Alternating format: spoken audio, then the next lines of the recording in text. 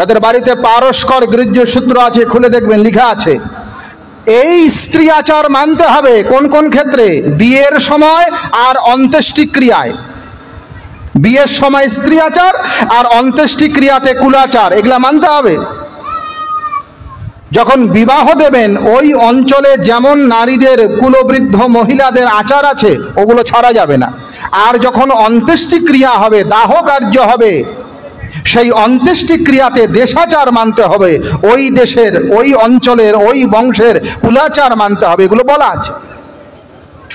তো ভাগবত পুরাণেও স্বয়ং ভগবান শ্রীকৃষ্ণ এই কথা বলছেন। কোথায় পাবেন এটা? ভাগবত মহাপুরাণের 11তম স্কন্ধের 10ম অধ্যায়ের প্রথম শ্লোক। ভগবান বলছেন ময়োদিতে সবহিতা স্বধর্মেষু মদাশ্রয়া বর্ণাশ্রমম কুলাচারম মকামাত্মা সমাচরেত। ভগবান বলছেন আমার যারা ভক্ত তাদেরকে কি কি মানতে হবে? ময়োদিতে সবহিতা স্বধর্মেষু, স্বধর্ম মানে নিজ নিজ বর্ণাশ্রম ধর্ম মানতে হবে। বর্ণাশ্রমম কুলাচারম, যে বর্ণে তার জন্ম হলো সেই বর্ণের আচার, যে আশ্রমে সে আছে সেই আশ্রমের আচার। এখন কেউ যদি গৃহস্থ আশ্রমে থাকে আর সন্ন্যাসীদের আচরণ করে তাহলে অধর্ম হবে। আবার কেউ সন্ন্যাসী হয়েছে কিন্তু গৃহীদের মতো আচরণ করছে, অধর্ম হবে। কেউ ব্রহ্মচারী আছে, সে গৃহস্থদের মতো আচার বিচার করছে, অধর্ম হবে। আবার কেউ গৃহস্থ আছে, সে ব্রহ্মচারীর মতো আচার বিচার করছে, অধর্ম হবে। একই জিনিস কখনো ধর্ম হয় কখনো অধর্ম হয়। কোথায় পাবেন এটা? শ্রীমদ্ ভগবদ গীতার 18 অধ্যায়ের 47 শ্লোক খুলে দেখেন। ভগবান কৃষ্ণ বলছেন শ্রেয়ান স্বধর্ম বিগুণা পরধর্মাৎ স্বানুষ্ঠিতাৎ। ভগবান বলছেন নিজের ধর্ম যদি খারাপও মনে হয় ওইটাও ভালো, কিন্তু পরের ধর্ম অত্যন্ত ভালো করে অনুষ্ঠান করলে ওটা খারাপ, ওটা করবে না। ওইখানে টিকাকার ব্যাখ্যাকার বলছেন ক্ষত্রিয় ধর্ম যুদ্ধ করা, যুদ্ধ করতে গেলে মারামারি কাটাকাটি আছে না? তা মারামারি কাটাকাটি করলে রক্তপাত হবে, খুনাখুনি হবে। আর ব্রাহ্মণের ধর্ম বেদ পড়বে, তপস্যা করবে, ওখানে মারামারি কাটাকাটি নাই। এখন ক্ষত্রিয় যদি ভাবে যে আমার ধর্মটা খারাপ, কেন মারামারি কাটাকাটি, ওর থেকে আমি ব্রাহ্মণের ধর্ম নেব, তাহলে অধর্ম হবে। এইটাই অর্জুন মনে করেছিল, আমি যুদ্ধ করব না, কেন এইটাতে মারামারি কাটাকাটি। তাহলে ভাইক্ষামাপি হালোকে, আমি ভিক্ষা করে ব্রাহ্মণদের মতো চলবো। ভগবান বলছেন হবে না। শ্রেয়াণ স্বধর্ম বিগুণঃ পরধর্মাৎ স্বানুষ্ঠিতাৎ। সেই রকম আমরা আর্য হিন্দু সনাতন ধর্মের লোক, এইটার বৃহৎ অর্থ আমি বলছি। ওইখানে গীতায় স্বধর্ম মানে বর্ণ ধর্ম, আশ্রম ধর্ম, আর ব্যাপক অর্থ নিলে আমার কুল ধর্ম, আমার সনাতন ধর্ম, আমার ঋষি ধর্ম, এটা আমার স্বধর্ম। এখন অন্যের ধর্ম যতই ভালো মনে হোক না কেন ওটা করা যাবে না। স্বধর্মে নিধনম শ্রেয়ঃ পরো ধর্ম ভয়াবহ। ভগবান বলছেন নিজের ধর্মে মরে যাও, ওইটাও ভালো, তথাপিও পরধর্ম করবে না, ওটা ভয়াবহ ভয়াবহ ভয়াবহ। তাহলে ভগবান বললেন বর্ণাশ্রমম কুলাচারম মকামাত্মা সমাচরেৎ। স্ব বর্ণাশ্রম মানতে হবে। এই বর্ণাশ্রম মানলেই ভগবান তুষ্ট। বর্ণাশ্রম ধর্ম ছেড়ে দিয়ে হরিকে তুষ্ট করা যায় না। আবার বলছি, বর্ণাশ্রম ধর্মের আচরণকে বাদ দিয়ে কখনোই ভগবান শ্রীহরি প্রীত হন না, খুশি হন না। কোথায় কোথায় লেখা আছে ভালো করে শুনুন। বর্ণাশ্রমচারবতা পুরুষেণ পরঃ পুমাन् বিষ্ণুরারাধ্যতে পন্থা নান্যৎ তত্তোষ কারণম।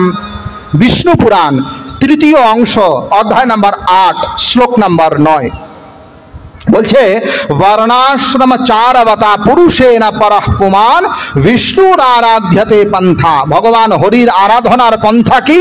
স্ব বর্ণ স্ব আশ্রমোচিত আচার করা। নান্যৎ তত্তোষ কারণম। এছাড়া ভগবান হরিকে তুষ্ট করার অন্য কোনো রাস্তা নাই, অন্য কোনো কারণ নাই। বিষ্ণু পুরাণ। এইবার মজার কথা আপনাদের বলি, এই শ্লোকটা এত গুরুত্বপূর্ণ যে কেবল বিষ্ণু পুরাণে না, আরো 2টা সাত্বিক পুরাণে এই শ্লোকটা এসেছে। কোথায় কোথায়? বর্ণাশ্রমচারবতা পুরুষেনা পরঃ পুমাन् বিষ্ণুরারাধ্যতে পন্থা নান্যৎ তত্ত্বোষ কারণম। বিষ্ণু পুরাণের তৃতীয় অংশের অষ্টম অধ্যায়ের নবম শ্লোক এইটাই এসেছে। বর্ণাশ্রমচারবতা পুরুষেনা পরঃ পুমাन् বিষ্ণুরারাধ্যতে পন্থা নান্যৎ তত্ত্বোষ কারণম।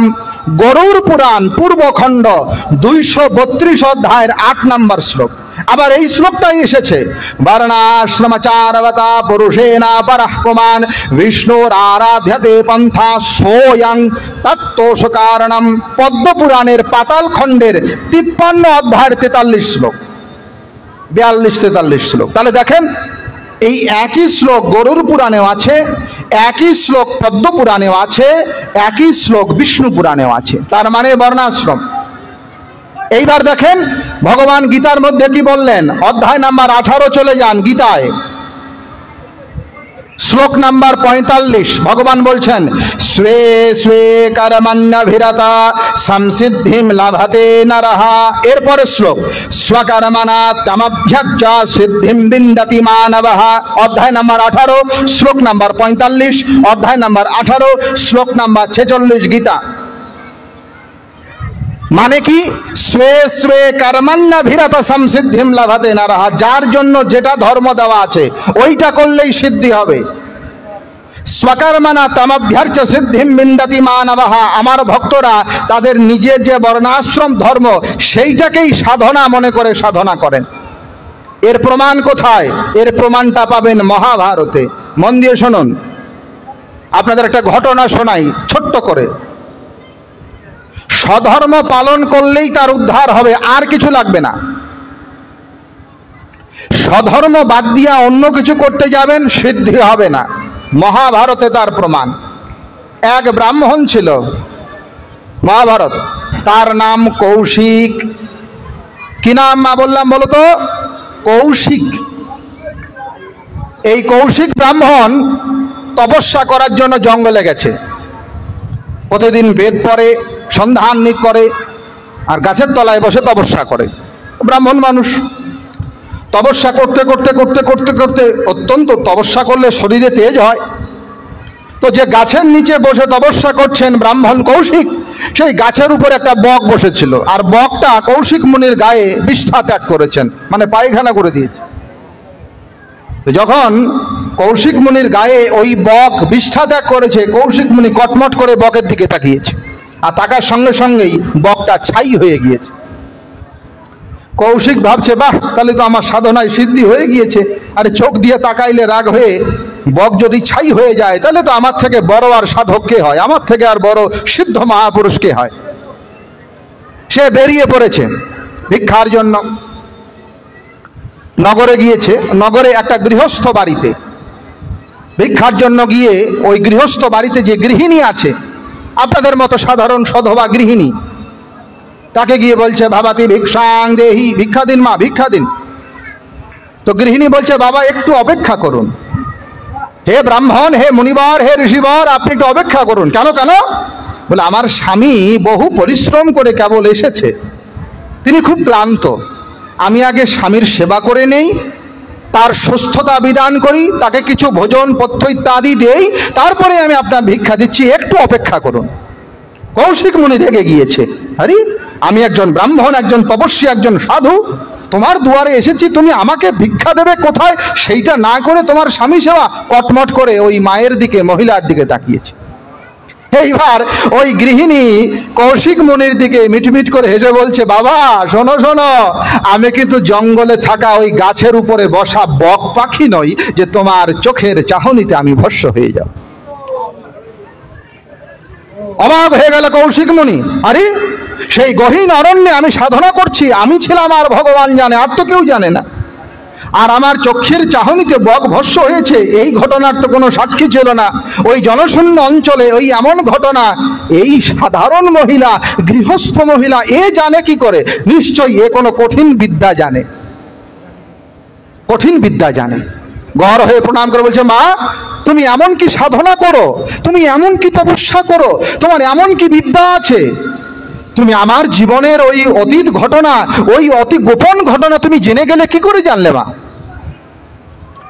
ওই গৃহিণী বলছে, বাবা শোনো, আমি মূর্খ, আমি বেদ পেদ ওসব জানি না, আমি গৃহিণী, সামান্য গৃহিণী, আমি কুলবধূ, আমি একটাই সাধনা জানি। কি সেটা? পতির ব্রহ্মা পতির বিষ্ণু পতিরেবা মহেশ্বর পতিষ্ঠা নির্গুণাধার ব্রহ্মরূপা নমস্তুতে। ব্রহ্মবৈবর্ত পুরাণে আছে এটা।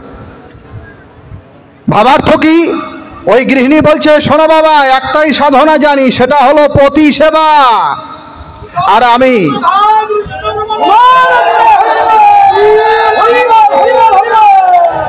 আমার একটাই তপস্যা, একটাই ভজনা, একটাই সাধনা, সেটা পতি সেবা।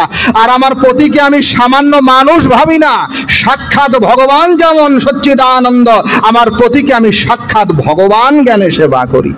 আর আমার এই পতি সেবার ফলেই তোমার সমস্ত জন্মের খবর, তোমার সমস্ত ঘটনা আমার জানা আছে বাবা।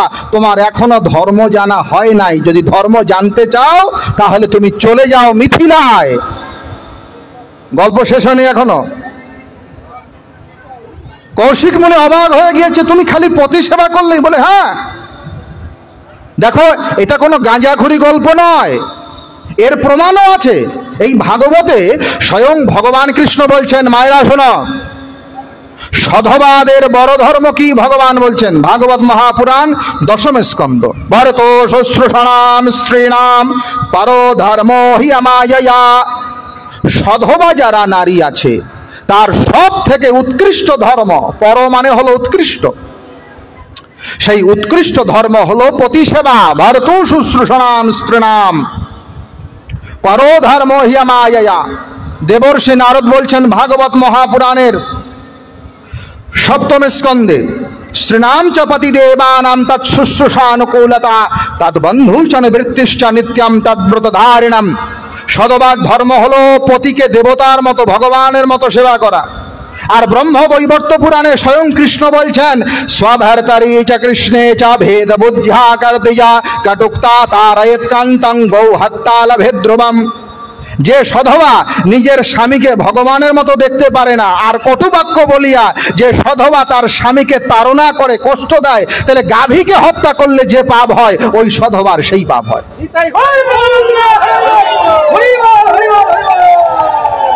হ্যাঁ,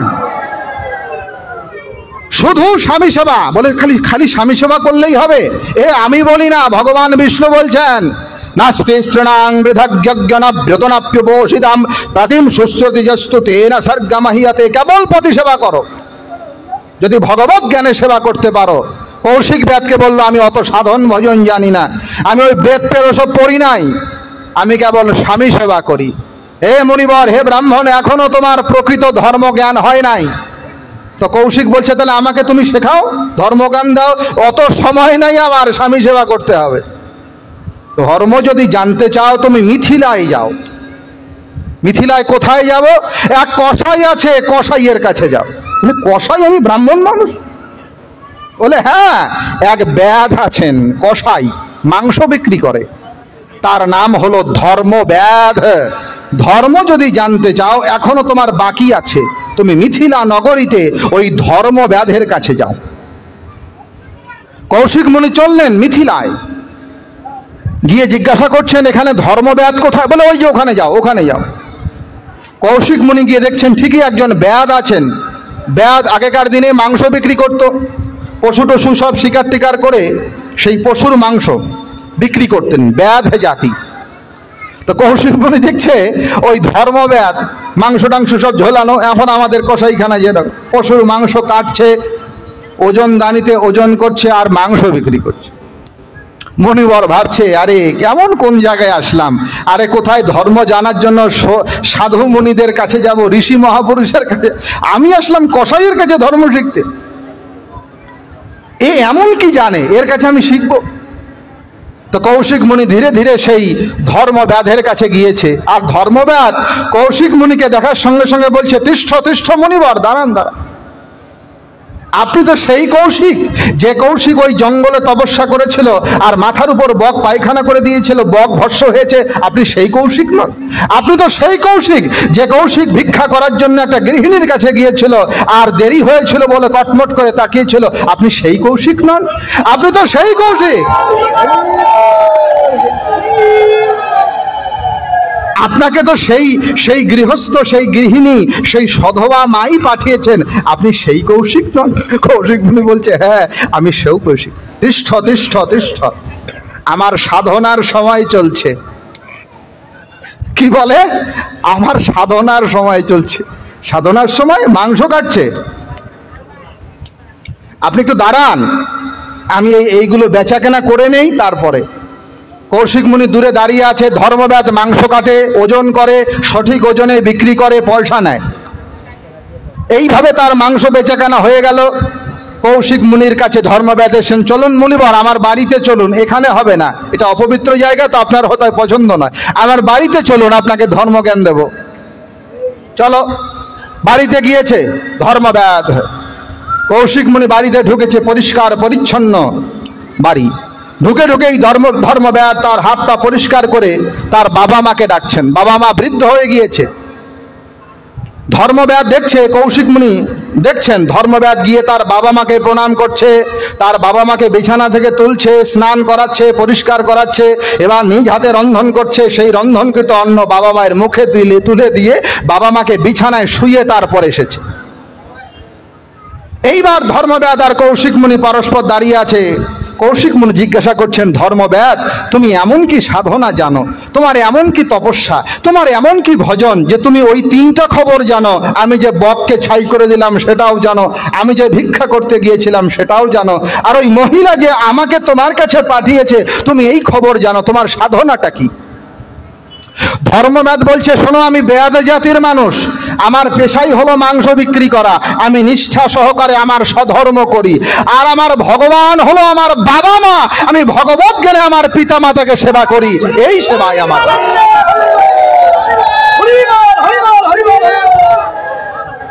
আমি এইটাই করি, ভগবত জ্ঞানে আমার পিতা মাতাকে সেবা করি, আর পিতৃ মাতৃ সেবার বলে আমার সমস্ত জ্ঞান হয়েছে। একটাই তোমাকে উপদেশ দেই কৌশিক, তোমার এখনো ধর্ম পূর্ণ হয় নাই। কি করে পূর্ণ হবে? তুমি কুমার বয়সে তোমার বৃদ্ধ পিতা মাতাকে বাড়িতে ফেলে সাধনা করার জন্য জঙ্গলে যাও নাই? কৌশিক মুনির মনে পড়ে গেল, হ্যাঁ আমি তো কুমার অবস্থায় আমার বৃদ্ধ পিতামাতাকে রেখে, আমার পিতামাতাকে দেখার কেউ নাই, আর আমি ওই অবস্থায় তাদেরকে রেখে, তাদেরকে ফেলে দিয়ে আমি তপস্যা করার জন্য জঙ্গলে গিয়েছি। ধর্মব্যাদ বললেন, যদি ধর্ম করতে যাও, যদি নরকে না যেতে চাও, এখনই ফিরে যাও, তোমার বৃদ্ধ পিতামাতার সেবা করো, ওই পিতামাতার সেবা আগে করো, ওইটাই হলো পরম ধর্ম। পিতামাতার সেবা বাদ দিয়ে যতই তপস্যা করো না কেন, তোমার ধর্ম জ্ঞান হবে না হবে।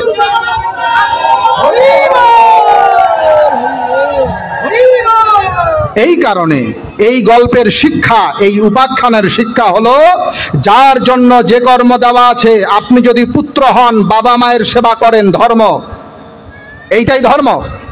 আপনি যদি স্ত্রী হন স্বামী সেবা করেন, ধর্ম। আপনি যদি স্বামী হন তাহলে স্ত্রী আপনার সন্তানের পালন পোষণ করেন, ধর্ম।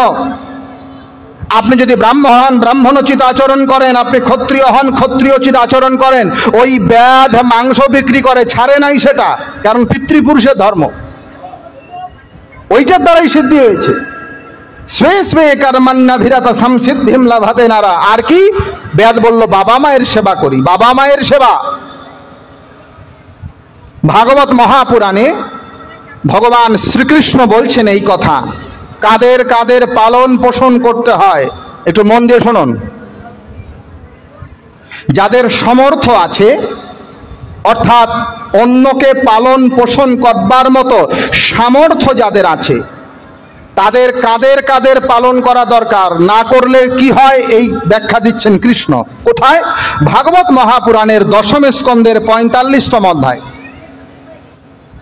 ভগবান কৃষ্ণ বলছেন, মাতরং পিতরং বৃদ্ধং ভার্যাং সাধুহিং সুতং শিশুম গুরুং বিপ্রং প্রপন্নঞ্চ কল্পভৃদ্ভ্রৎস্বসন্মৃতঃ।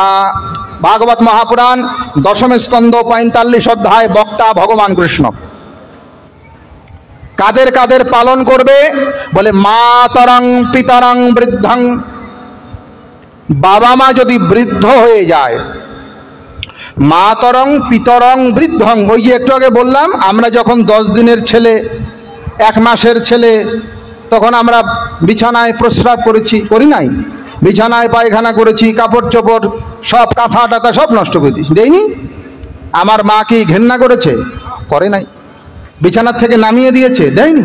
বলে নাই যে তাড়াতাড়ি মর, বলেছে? তাহলে শিশু অবস্থাতে আমরা যেমন অসহায় হয়ে যাই, মল মূত্র পর্যন্ত ঠিক মতো ঠিক জায়গায় নিঃসরণ হয় না, আর ওই অবস্থায় যেমন আমার বাবা মা আমাকে সেবা করে, যখন বাবা মা ওই রকম বৃদ্ধ হয়ে যায়, তাদের যখন চলাচল করার ক্ষমতা থাকে না, তাই ছেলে মেয়ের কর্তব্য হলো ওই অবস্থায় ওই শিশুর মতো বাবা মায়ের সেবা করা।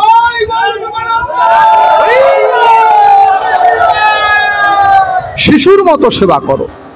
তুমি যখন শিশু ছিলে তোমার পিতামাতা যেমন সেবা করেছে, ওই পিতামাতা যখন বৃদ্ধ হয়ে যাবে তখন সেইভাবে সেবা করো। মা তরং পিতরং বৃদ্ধং, ভগবান কৃষ্ণ বলছেন। আর কি বলে? ভার্যাং সাধ্ভিং, এটা পুরুষের দায়িত্ব। ভার্যাং সাধ্ভিং, আপনার স্ত্রী যদি সতী সাধ্বী হয়, পতিব্রতা হয়, তাহলে প্রত্যেকটা পুরুষের দায়িত্ব হলো সেই স্ত্রীকে পালন করা। বউকে ভাত দেবেন না, 3 বেলা মালা জপবেন, ওটা কাজ হবে না। হ্যাঁ, কারণ আপনি মন্ত্র পড়ে বিবাহ বাসরে স্ত্রীর দায়িত্ব নিয়েছেন। যখন বিয়ে হয় পুরুষের, তার নাম হয় বর, হয় না? বর। আর যাকে বিয়ে করে তার নাম কন্যা বা কনে আমরা বলি। তাহলে বর মানে যিনি বরণীয়। বিবাহ মানে কি? ভালো করে শোনেন, বিপূর্বক বহ, বিশেষভাবে বহন করা, এর নাম বিবাহ। তাহলে আপনি আপনার স্ত্রীর দায়িত্ব ভরণ পোষণ নেবেন, এই অঙ্গীকার করেই তো বিবাহ বন্ধনে আবদ্ধ হয়েছেন, তাই না? কাজেই আপনার স্ত্রী যদি অনুকূলা হয়, পতিব্রতা হয়, আর সেই স্ত্রীর ভরণ পোষণ না করতে পারেন, তাহলে ভগবানের ভজন আপনার দ্বারাই হবে না। এই কারণে পুরুষেরও দায়িত্ব আছে। ভার্যাং সাধ্বিং, সাধ্বী স্ত্রীর পোষণ করো। আর কার বলে? সুতাং শিশুম, সুতাম মানে সন্তান, শিশুম শিশুপুত্র, এদের পালন করা উচিত। গরুর উপর একটা শ্লোক আপনাদের বলি, এখানে যারা অভিভাবক আছেন ভালো করে শোনেন। সন্তানকে কিভাবে মানুষ করতে হয় এর সূত্র গরুর পুরাণের পূর্বখণ্ডে আছে, আর এইটাই চাণক্য তার নীতিশাস্ত্রে বলেছেন। শ্লোকটা কি? লালয়েত পঞ্চবর্ষাণি 10 বর্ষাণি তারয়েত, প্রাপ্তে তু 16 বর্ষে পুত্রাং মিত্রবদমাচরেত। কি বলছেন? সন্তান মানুষ করার নিয়ম। লালয়েত পঞ্চবর্ষাণি, 5 বছর পর্যন্ত সন্তানকে স্নেহ করো, লালন করো, খুব স্নেহ করো। ছোট বাচ্চাকে আমরা স্নেহ করি না, কান্না করলেও কিছু করি না, গায়ে কামড় দিলেও কিছু করি না, খুব স্নেহ, খুব আদর। কতদিন পর্যন্ত করবে? কি শুনতেছেন না, ভুলে গেলেন? লালয়েত পঞ্চবর্ষাণি, 5 বছর পর্যন্ত আপনার ছেলে মেয়েকে খুব আদর দেন। এরপরে 10 বর্ষাণি তারয়েত, এরপরের 10 বছর এত লুচুপুচু করা যাবে না। তারয়েত, মাঝে মাঝে পিটান দিতে হবে, শিক্ষা দিতে হবে, একেবারে অনুশাসিত করে রাখতে হবে। হ্যাঁ, শাস্ত্রের আদেশ এটা। লালয়েত পঞ্চবর্ষাণি, 5 বছর পর্যন্ত খুব আদর করো। 10 বর্ষাণি তারয়েত, এরপরে 10 বছর পর্যন্ত অনুশাসনে রাখো, নিয়মে রাখো। সকালবেলা ঠিক মতো ঘুম থেকে তোলো, বিধি ব্যবস্থা শেখাও, তারপরে গুরুজনকে প্রণাম করা শেখাও, লেখাপড়া শেখাও, যা করো। এটা 10 বছর পর্যন্ত তারয়েত। তাহলে 10 আর 5 কত হলো? 15 হয়ে গেল। তারপরে বলছে প্রাপ্তে তু 16 বর্ষে, যখন 16 বছর হয়ে যাবে আপনার ছেলের, তখন বলে পুত্রং মিত্রবদমাচরেত, তখন আর পিটান যাবে না। তাহলে মিত্রবদমাচরেত, নিজের ছেলে হলেও বন্ধুর মতো ব্যবহার করো। কি বললাম? 5 বছর পর্যন্ত ছেলেকে আদর করো, এরপরে 10 বছর পর্যন্ত অনুশাসনে রাখো, আর যখন 16 বছর হয়ে যাবে তখন বাপ বেটা যেন বন্ধুর মতো হয়। পুত্রং মিত্রবদমাচরেত,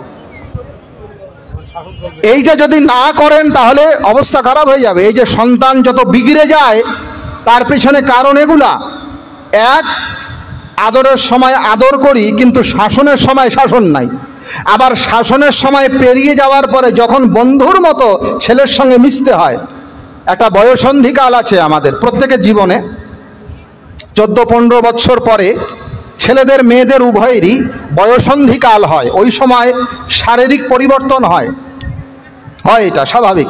তখন দুনিয়াটা অন্যরকম লাগে। আপনাদের সবার অভিজ্ঞতা আছে এটা। এখন মেয়েটাকে যে আপনি গালাগালি করছেন, ওই মা যে গালাগালি করছে, ওই মায়েরও 14 বছর বয়স ওই রকম হয়তো মনে। এটা প্রত্যেকটা মানুষের হবে, বয়সন্ধিকাল, পিউবার্টি পিরিয়ড বলা হয়। তো ওই সময় বাবা মাকে কি করা উচিত? মিত্রবদম আচরে, বন্ধুর মতো ছেলে মেয়ের সঙ্গে মেশা উচিত, বন্ধুর মতো। সে কি চাচ্ছে, তার কোথাও কোনো ব্যথা আছে কিনা, কোথাও সে কিছু বলতে পারছে বা বলতে চাচ্ছে, ভয়ে হয়তো বাবাকে বলতে পারছে না, ভয়ে মাকে বলতে পারছে না। এই ভয়ে বলতে পারছে না বলে অন্য মানুষকে বলে, তারা কুবুদ্ধি দেয়, নষ্ট হয়ে যায়। এই জন্য প্রাপ্তে তো 16 বর্ষে পুত্রং মিত্রবদমাচরে, 16 বছর হয়ে গেলে পরে সন্তানের সঙ্গে মিত্রবৎ ব্যবহার করো। তো কৃষ্ণ বলছেন কাদেরকে পালন করো? মাতরং পিতরং বৃদ্ধং নারায়ণ ভার্যাং সাধুহিং সুতং শিশুম, শিশুপুত্র যদি হয় 5 বছর পর্যন্ত পালন করো।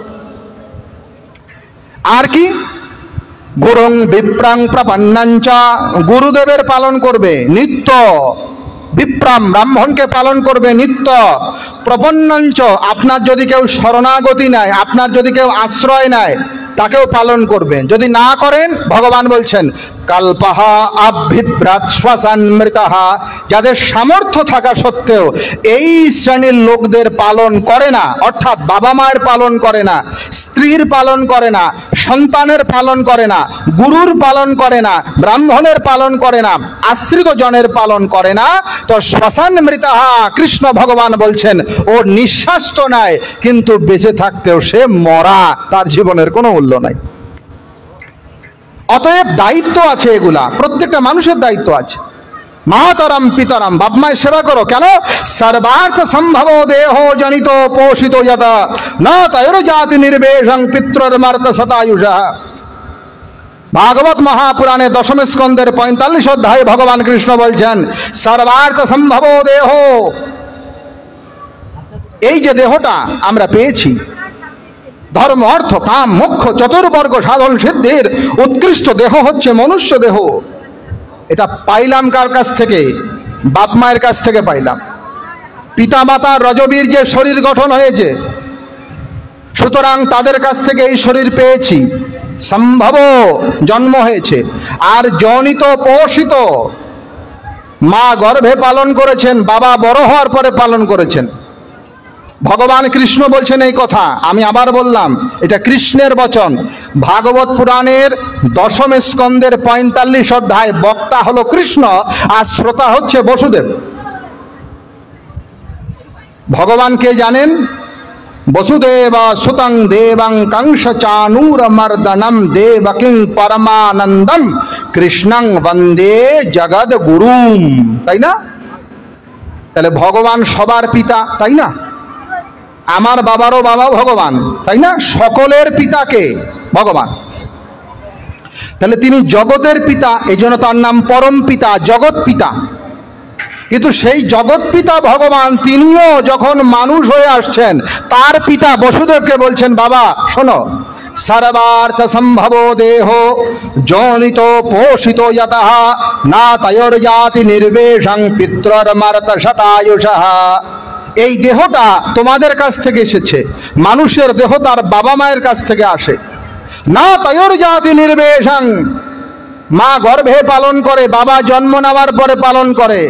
ওই সন্তান যদি পিতৃর মার্ত শতায়ুষঃ, নিরন্তর তার 100 বৎসর আয়ুষ্কালের 100 বৎসর বাপ মায়ের সেবা করে, কৃষ্ণ ভগবান বলছেন তথাপিও সেই সন্তান তার বাপ মায়ের ঋণ শোধ করতে পারে না।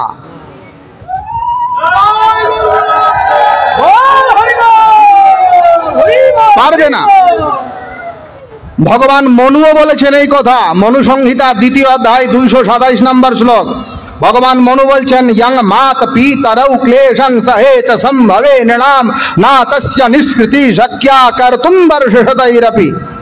100 বৎসর সেবা করবে, তথাপিও পিতৃঋণ মাতৃঋণ শোধ করতে পারবে না। এই জন্য সন্তানের দায়িত্ব বাপ মায়ের সেবা করো। শ্রুতি মানে বেদ, উপনিষদ, সকল প্রকার প্রমাণ যা কিছু আছে তন্মধ্যে উৎকৃষ্ট পরম প্রমাণ হলো বেদ। আবার মহাপ্রভু বলছেন, সর্বজ্ঞ মুনির বাক্য শাস্ত্র পরমাণ, আমা সবা জীবের হয় শাস্ত্র দ্বারা জ্ঞান। ঋষি মুনিরা যা বলেছেন তাদের বাক্য প্রমাণ। কে বলল? মহাপ্রভু। আবার মহাপ্রভু বলছে, এই সবগুলো কথা চৈতন্য চরিতামৃতে আছে। মহাপ্রভু বলছেন, মায়া মুগ্ধ জীবের নাই কৃষ্ণে শতজ্ঞান, জীবের কৃপায় কইল কৃষ্ণ বেদ পুরাণ। আমরা মায়ামুগ্ধ জীব, আমাদের স্বাভাবিক জ্ঞান নাই, ব্রহ্মজ্ঞান ঈশ্বর জ্ঞান নাই। কাজেই আমাদের উদ্ধারের জন্যই বেদ পুরাণ শাস্ত্র হয়েছে। আবার চৈতন্য চরিতামৃতে মহাপ্রভু বেদের প্রশংসা করছেন, প্রণব সে মহাবাক্য। আমার বলার উদ্দেশ্য কি? চৈতন্যদেব কখনোই বেদের নিন্দা করেননি, চৈতন্যদেব কখনোই বৈদিক শাস্ত্রের বিরোধিতা করেননি। উপরন্তু মহাপ্রভু নিজে বৈদিক শাস্ত্রের আচারকে আচরণ করে দেখিয়েছেন। এই কারণে বলার উদ্দেশ্য হলো, যদি এমন কোনো কথা আপনারা শোনেন যে কথা বেদ শাস্ত্রের বিরোধিতা করছে, সেই কথা যেই বলুক না কেন, সাক্ষাৎ ভগবানও যদি এসে বেদের বিরোধিতা করে ভাগবত প্রমাণ আছে, আমরা তাকে গ্রহণ করি না। কেন? ভগবানের এক অবতারের নাম হলো বুদ্ধাবতার, বুদ্ধ অবতার, তিনি সাক্ষাৎ বিষ্ণুর অবতার। কিন্তু বুদ্ধদেব বেদের বিরোধিতা করলেন, এই কারণে আমরা বৌদ্ধ ধর্মকে মানি না। আমরা বুদ্ধদেবকে প্রণাম করি, 100 বার প্রণাম করি, সাক্ষাৎ ভগবান, কিন্তু বুদ্ধদেবের সিদ্ধান্ত, বৌদ্ধ সিদ্ধান্ত আমরা মানি না, ওটাকে নাস্তিক দর্শন বলা হয়। অতএব বেদ মানতে হবে। তাহলে এই যে ভাগবতটা আমরা পড়ব, ভাগবত আমরা শুনবো, এই ভাগবতটা কি বেদের বিরোধিতা করছে না অবিরোধিতা করছে? এইটা প্রথম জানা দরকার। এই ভাগবত কি বেদের বিরোধী কোনো শাস্ত্র না বেদের অবিরোধী শাস্ত্র? এই ভাগবত কি বেদের কথাকে আরো পরিষ্কার করছে না বেদের নিন্দা করছে? এটা জানা দরকার। যদি ভাগবত বেদের বিরোধিতা করে তাহলে ভাগবত মানা যাবে না। আর যদি ভাগবত বেদেরই ব্যাখ্যা করে থাকে অথবা বেদেরই সার তত্ত্বকে উদ্ধৃত করে থাকে, তাহলে অবশ্যই ভাগবত মানতে হবে। আসেন আমরা ভাগবতকেই জিজ্ঞাসা করি, আপনি উত্তর দিন। এই ভাগবত নামক শাস্ত্র ইহা কি বেদ বিরোধী না বেদের অবিরোধী?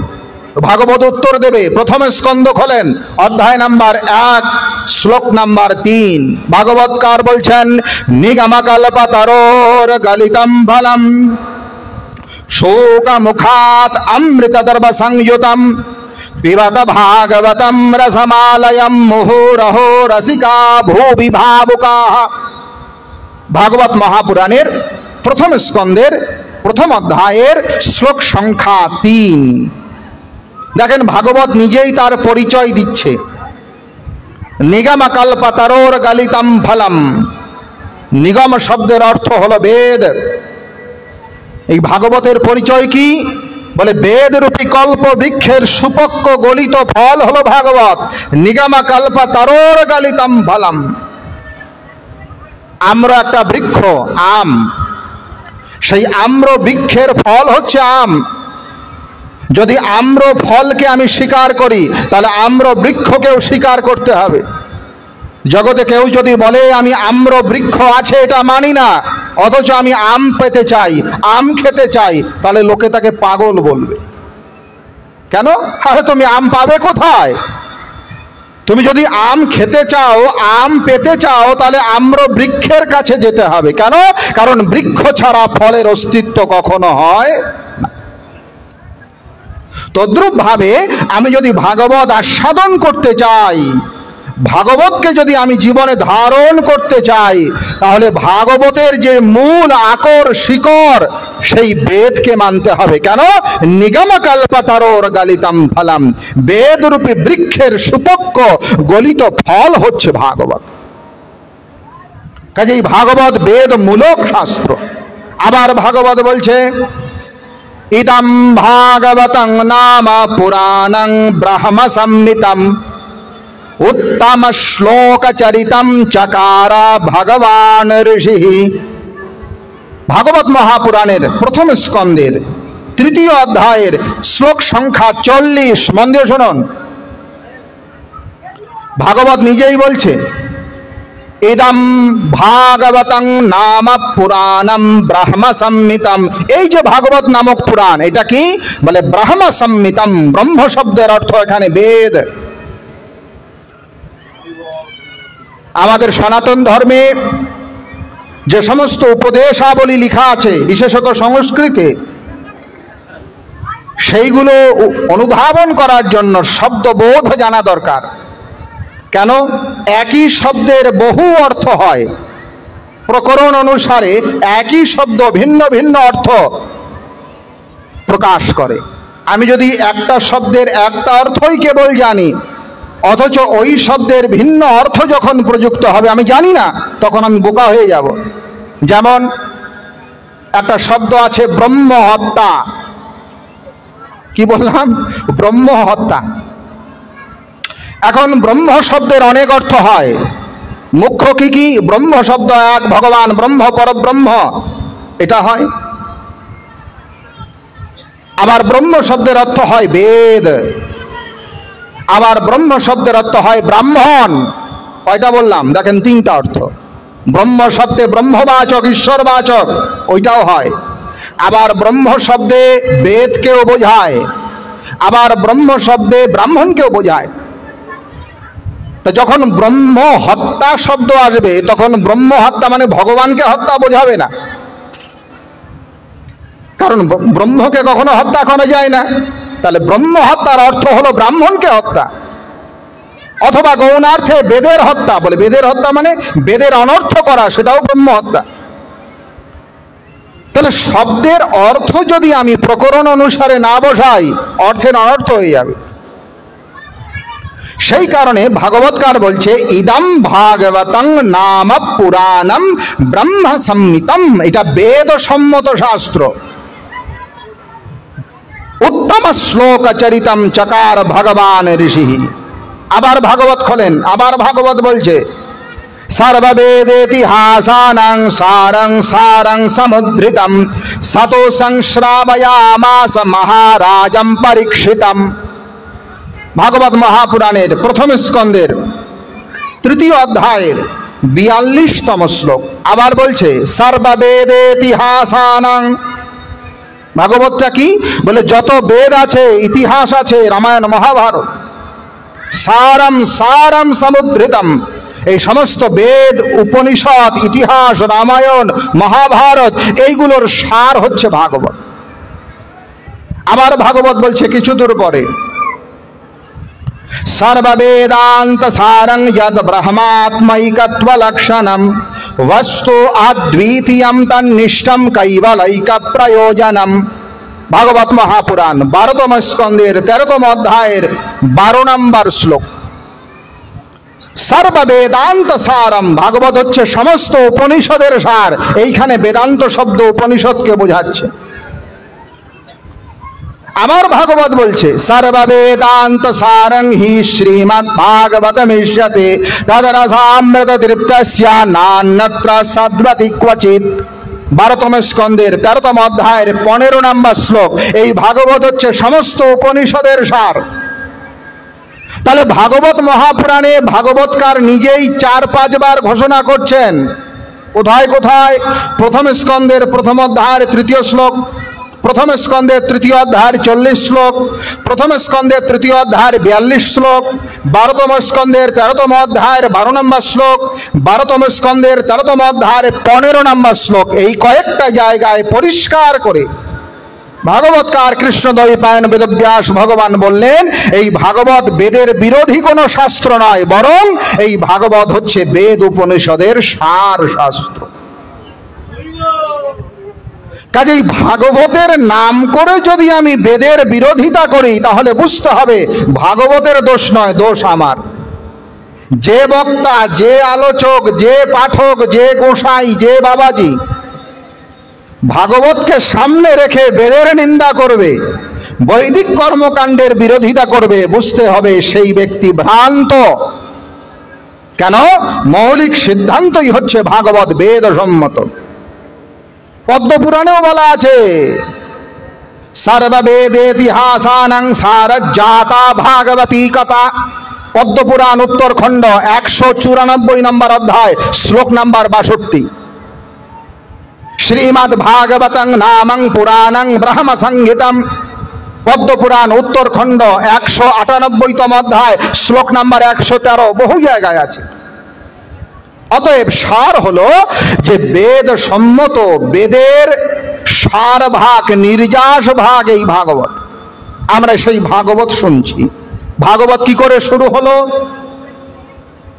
ভাগবতের প্রথম স্কন্ধের বর্ণনা নৈমিষারণ্যে শৌনকাদি সমস্ত ঋষিরা, এরা সব পরমহংস, এরা সূত গোস্বামীকে আসনে উপবেশন করিয়ে, ব্যাস আসনে উপবেশন করিয়ে প্রশ্ন করলেন। সূত গোস্বামী তিনি এই ভাগবতের কথা বলছেন নৈমিষারণ্যে। ভাগবতের যিনি বক্তা এখানে সূত, মন দিয়ে শোনাবা, সূত কিন্তু বর্ণসংকর জাতি নয়। এইখানে সূত বলে একটা জাতি হয়, বর্ণসংকর জাতি। কিভাবে তার উৎপত্তি? কোন ক্ষত্রিয় পুরুষ যদি কোনো ব্রাহ্মণী কন্যাকে বিয়ে করেন, ভালো করে শুনুন, কোন ক্ষত্রিয় পুরুষের ঔরসে কোন ব্রাহ্মণী নারীর গর্ভে যদি কোনো সন্তান হয়, তাকে বলে সূত জাতি। ওটা একটা জাতি বিশেষ, বর্ণসংকর। কিন্তু ভাগবতের যিনি বক্তা সূত গোস্বামী, ইনি কিন্তু বর্ণসংকর সূত নহেন। এনার উৎপত্তি কি করে হলো? বায়ু পুরাণ পড়বেন। সূত গোস্বামীর উৎপত্তি কি করে? তিনি কোনো মায়ের পেট থেকে জন্ম নেননি, তাহলে অগ্নিকুণ্ড থেকে উৎপন্ন হয়েছে। বৃহস্পতি এবং ইন্দ্র এই দুইজনের চরুর মিশ্রণের ফলে অগ্নিকুণ্ড থেকে উদ্ভূত হয়েছিলেন সূত গোস্বামী। আর অগ্নির্বাই ব্রাহ্মণাহা, এই সূত্রে সূত গোস্বামী ব্রাহ্মণ, বর্ণসংকর নহেন। তো সূত গোস্বামীকে উপলক্ষ করে নৈমিষারণ্যে শৌনকাদি ঋষিরা প্রশ্ন করছেন। ভাগবত শুরু হচ্ছে। কি প্রশ্ন? প্রায়েণ অল্পযুষঃ সভ্যা কলাবস্মিন যুগে জনা মন্দাঃ সুমন্দমতয়ো মন্দভাগ্যা হি উপদ্রতাঃ। ভালো করে শুনুন মা। ভাগবত মহাপুরাণ প্রথম স্কন্ধ প্রথম অধ্যায় শ্লোক সংখ্যা 10 এই শুরু হলো। বলছে, সূত গোস্বামীকে বলছে, হে মুনিবর, এই কলিযুগে অনেক দোষ, প্রধানত 5টা দোষ। কলির মানুষের 5টা দোষ আছে। কি কি দোষ? প্রায়েণ অল্পযুষঃ, প্রায়শই কলিযুগের মানুষের আয়ু অল্প। প্রথম, সত্য যুগে, ত্রেতা যুগে, দাপর যুগে মানুষ দীর্ঘায়ু হতো। অনেক বৎসর তারা জীবিত থাকতো, তপস্যা করত, সাধনা করত, ভজন করত, পাঠ শুনত, যজ্ঞ করত। তো সত্য, ত্রেতা, দাপর ইত্যাদি যুগের মানুষের আয়ু অনেক বেশি ছিল। কিন্তু প্রায়েণ অল্পযুষঃ, কলিতে প্রায়শই দেখা যায় মানুষের আয়ু অল্প। 100 বৎসর বাঁচে কলিতে এমন মানুষ খুব বেশি পাওয়া যায়? খুব কম। 100 বৎসর বাঁচার লোক খুব কম। 100 বৎসর বাঁচে না কলিতে এমন নয়, কলিতেও অনেক দীর্ঘজীবী মানুষ আছে। কিন্তু যদি আমরা বিবেচনা করি অনুপাতের দৃষ্টিতে, তাহলে 100 জন মানুষের মধ্যে 100 বৎসর বাঁচা মানুষ কয়টা হবে? 1000-এ একটা হবে কিনা সন্দেহ আছে। কিছুদিন আগে বাবা লোকনাথ ব্রহ্মচারীর আবির্ভাব তিথি হয়ে গেল। আপনারা নাম শুনেছেন? বাবা লোকনাথ ব্রহ্মচারী 160 বৎসর তিনি মর্তলোকে ছিলেন। 160 বৎসর, তার মধ্যে 90 বৎসর সাধনাই করেছেন। 90 বৎসর। আর বাবা লোকনাথ ব্রহ্মচারীর সংস্পর্শ পেয়েছিলেন একজন মহাপুরুষের, তার নাম কাশীর জীবন্ত শিব ত্রৈলঙ্গ স্বামী। 350 বৎসর তিনি জীবিত ছিলেন। আপনারা যদি কাশীতে কোনোদিন যান, কাশীতে ত্রৈলঙ্গ স্বামীর আশ্রম দেখে আসবেন। আমার সৌভাগ্য হয়েছে কাশী ধামে ত্রৈলঙ্গ স্বামীর আশ্রম আমি দেখে এসেছি। 350 বৎসর তিনি নর শরীরে ছিলেন। কিন্তু ত্রৈলঙ্গ স্বামী তো আমরা হতে পারবো না, লাখে একজন হয় কিনা সন্দেহ। এই কারণে বলছে প্রায়েনা অল্পায়ুষাহা, প্রায়শই দেখা যায় কলির মানুষের আয়ু অল্প, এটা প্রথম দোষ। মন্দাহা সুমন্দমতয়ো মন্দভাগ্যায়ুপদ্রতাহা, দ্বিতীয় দোষ কি বলে মন্দাহা, কলির মানুষ খুব অলস। বলো অলস? হ্যাঁ, কিসে অলস? ভগবানের কাজে অলস, পারমার্থিক কাজে অলস, অধ্যাত্ম বিদ্যা চিন্তা করতে অলস, ব্রহ্ম চিন্তাতে তাদের আলস্য। অন্যান্য কাজে কিন্তু আলসিয়ামি নাই আমাদের।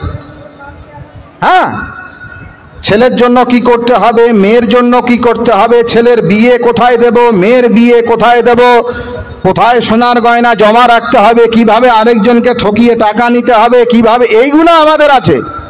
হ্যাঁ, এইখানে আমাদের আলসিয়ামও নাই, আলস্য কিন্তু ওইখানে নাই। দেখবেন দুইজন মা বসে আছে, মায়েরা কিছু মনে করবেন না, দুইজন মা মনে আসে বসে আছে মুখোমুখি, তা ঘন্টার পর ঘন্টা গল্প, ওর বাড়িতে কি হলো, ওর বাড়িতে কি হলো, ওর বাড়িতে কি হলো, চলছে গুজুর গুজুর গুজুর চলছে। ওইখানে কিন্তু আলস্য নাই। কিন্তু আধা ঘন্টা যদি ভাগবত শুনতে বলেন,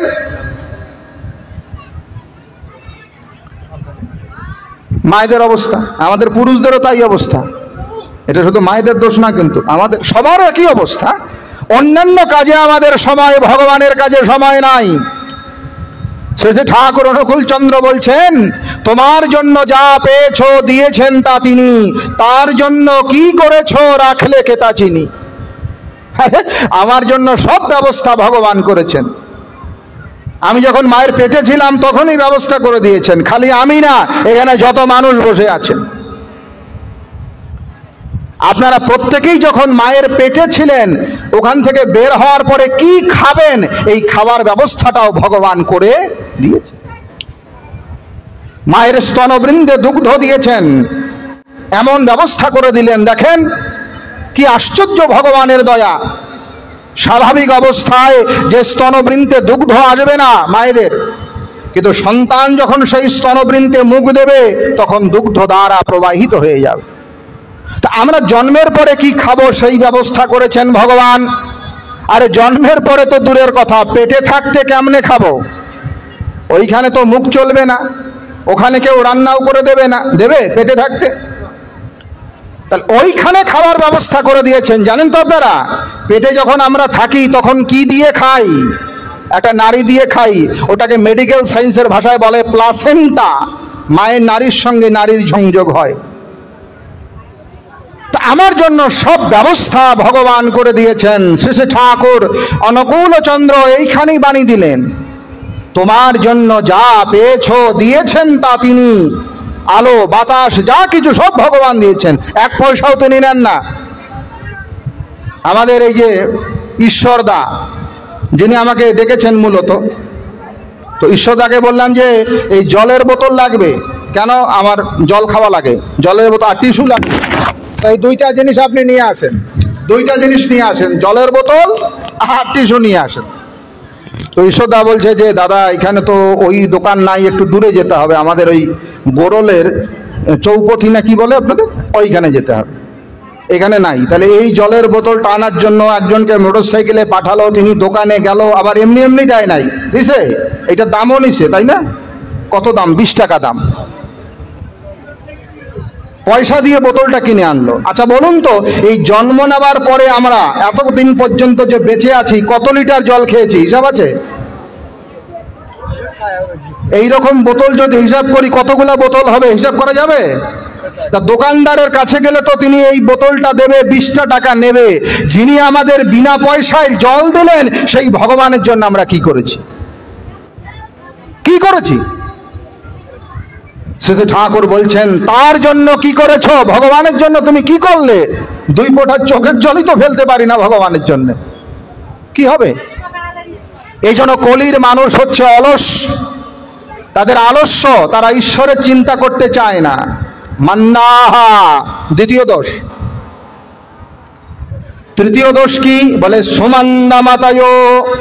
কলির মানুষের বুদ্ধি অল্প, ভ্রান্ত বুদ্ধি, এরা শ্রুতিধর নয়। সত্যযুগে ত্রেতা যুগে বহু ঋষিরা শ্রুতিধর ছিলেন, একবার বললেই শুনতে পারতেন, মুখস্থ করা লাগতো না। শ্রুতিধর, কিছু বললেই তাদের মেমোরিতে সেটা থেকে যেত। কিন্তু এখন কলিতে পাওয়া যায় না, একেবারেই যে নয় তা নয়।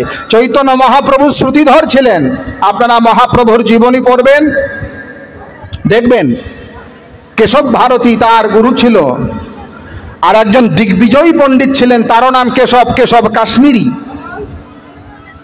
দিগ্বিজয়ী পণ্ডিতের সঙ্গে একবার মহাপ্রভুর শাস্ত্রার্থ হচ্ছে, তো মহাপ্রভু প্রথমে শুনছেন, উনি বলে যাচ্ছেন, স্বরচিত শ্লোক বলছেন। এত বড় পণ্ডিত ছিলেন, দিগ্বিজয়ী পণ্ডিত। চৈতন্যদেবকে সামনে বসিয়ে রেখে ওইখানেই শ্লোক বানাচ্ছে, ওইখানেই। আর মহাপ্রভুকে শুনে যাচ্ছে একটার পর একটা, একটার পর একটা। মহাপ্রভু চুপ করে বসে শুনছেন। তার সমস্ত শ্লোক বলা হয়ে গেল। এবার বললেন, বলো তো গৌরাঙ্গ, নিমাই, বিশ্বম্ভর, তুমি বলো, আমি যে শ্লোক রচনা করলাম এতে কোনো দোষ আছে? কেমন লাগলো? তো চৈতন্য বললেন, আপনার এই শ্লোকে এই জায়গায় দোষ আছে, এই জায়গায় ভুল আছে, এই জায়গায় অলংকার প্রয়োগে ব্যতিক্রম হয়েছে। বলে এতক্ষণ তিনি যা ওইখানে বানিয়ে বানিয়ে শোনালেন, মহাপ্রভু হুবহু সেই কথাগুলো তাকে শুনিয়ে দিলেন। অবাক হয়ে প্রশ্ন করলেন ওই দিগ্বিজয়ী পণ্ডিত, নিমাই, তুমি কি করে বললে? আমি তো এখনই এই শ্লোক রচনা করে তোমায় শোনালাম, তুমি আমাকে আবার শোনালে কি করে? এটা তো কোথাও আমি শোনাইনি, কোনো পুস্তকে লেখা নাই, তুমি কি করে বললে? চৈতন্য মহাপ্রভু উত্তর দিলেন যে সরস্বতীর কৃপায় কেউ যদি আপনার মতো দিগ্বিজয়ী পণ্ডিত হয়, তাহলে সরস্বতীর কৃপায় কেউ শ্রুতিধরও হতে পারে।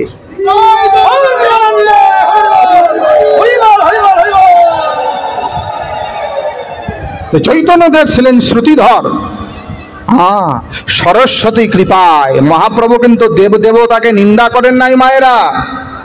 এই মা শোনো, দেখো চৈতন্যদেব কোনো দেবদেবীর নিন্দা করেননি। কেন? এই ভাগবত পড়ুন আর বিষ্ণু পুরাণ পড়ুন আর যে কোনো পুরাণ পড়ুন না কেন, শুরুতেই একটা বন্দনা শ্লোক পাওয়া যায়, নারায়ণং নমস্কৃত্যা নরং চৈবা নরোত্তমম দেবীং সরস্বতীং ব্যাসম ততো জয়ো মুদীরয়েৎ। আছে না? তাহলে যে কোনো পুরাণ পড়তে গেলে প্রণাম করতে হবে কাকে? বলে নারায়ণম, নারায়ণকে, নরং চৈবা, নরকে, নরোত্তমম, নরোত্তমকে, আর বলে দেবীং সরস্বতীং, সরস্বতী দেবীকে প্রণাম না করিয়া কোনো পুরাণ শুরু হয় না। এই কারণে দেব দেবতার নিন্দা করা যাবে না। তো মন্দাহা সুমন্দা মাতায়। কলিতে এইরকম বুদ্ধি মহাপ্রভুর মতো আমাদের নাই, খুব অল্প বুদ্ধি আমাদের। এটা তৃতীয় দোষ। মন্দাহা সুমন্দ মাতায়। আর কি বলে? মন্দ ভাগ্যা। চতুর্থ দোষ হলো মন্দ ভাগ্য।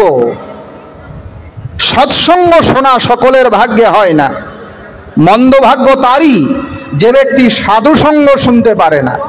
মন্দ ভাগ্য তারই যে ব্যক্তি সৎসঙ্গ শুনতে পারে না। যে ব্যক্তি জীবনের অনেকটা জীবন সময় কাটিয়ে দিয়েছে কিন্তু সাধুর সঙ্গ করতে পারে না, মহাপুরুষের সঙ্গ করতে পারে না, তার ভাগ্য মন্দ। তো মন্দ ভাগ্যা। কলিতে সাধুসঙ্গ বড় দুর্লভ। সাধুসঙ্গ বড় দুর্লভ। সাধুসঙ্গ মানে কেবলমাত্র এই আমার মতো মালা পরে আসলো আর বসলো এরকম, ঠিকই এরকম নয় কিন্তু। সাধুকে তারও বৈশিষ্ট্য দেওয়া আছে। বৃহন্নারদীয় পুরাণে বলছে, বেদ শাস্ত্রার্থ তত্ত্বজ্ঞা। সাধুকে ধর্মা ধর্ম বিবেকিনা বেদ মার্গানুসারিণা। ধর্মাধর্ম বিবেকীন বেদ মার্গানুসারিণ, যার ধর্ম অধর্মের বোধ আছে, বিবেকবান আছে এবং বেদ মার্গ নিয়ে জানে, নিষ্ঠা নিয়ে চলেন, তিনি সাধু। এমনতর সাধু ব্যক্তির সঙ্গকে সাধু সঙ্গ বলে। আমাদের তো বেদ শাস্ত্রের বোধ নাই। এখন ঈশ্বরদা ডাকিয়ে ডেকেছেন বলে ভাগবত পড়তে হবে, আমি এসে ভাগবত পড়া শুরু করলাম। বেদ জানি না, উপনিষদ জানি না, ব্যাকরণ জানি না, ন্যায় জানি না, মীমাংসা জানি না, দর্শন জানি না, শুরু করে দিলাম ভাগবত পাঠ। এতে কি হবে? যে আমি নিজেও তো ভ্রান্ত, যাদের শোনালাম তাদেরকেও ভ্রান্ত করলাম। এই কারণে ভাগবতের পাঠক কে হবে ওইটাও বলা আছে। কোথায়? পদ্মপুরাণের উত্তরখণ্ডে ভাগবত মাহাত্ম্যে পরিষ্কার করে বলা আছে যে ভাগবতের পাঠক যে হবে তার কি কি যোগ্যতা। হুট করে কেউ এসে মাইক ধরলে হবে না। ভাগবতের পাঠক কে হবে? বেদ শাস্ত্রার্থ তত্ত্বজ্ঞ বৈষ্ণব ব্রাহ্মণোত্তমঃ দৃষ্টান্ত কুশলো ধীর বক্তা কার্যোতি নিস্পৃহ। পদ্মপুরাণের উত্তরখণ্ডের 198 অধ্যায়। ভাগবত পুরাণের যিনি প্রবচনকর্তা হবেন, পাঠক হবেন, ব্যাসাসনে সুখদেবের ভূমিকায় বসবেন, তার যোগ্যতা কি কি? বেদ শাস্ত্রার্থ তত্ত্বজ্ঞ। ওই ব্যক্তিকে বেদ জানতে হবে, উপনিষদ জানতে হবে, ধর্মশাস্ত্র জানতে হবে, এইগুলো তার জানা থাকা লাগবে। বেদ বেদাঙ্গ ছাড়া 4টা মুখ্য বেদ আছে, ঋক সাম যজু অথর্ব, আর 6টা বেদাঙ্গ আছে, শিক্ষা, কল্প, ব্যাকরণ, নিরুক্ত, ছন্দ আর জ্যোতিষ।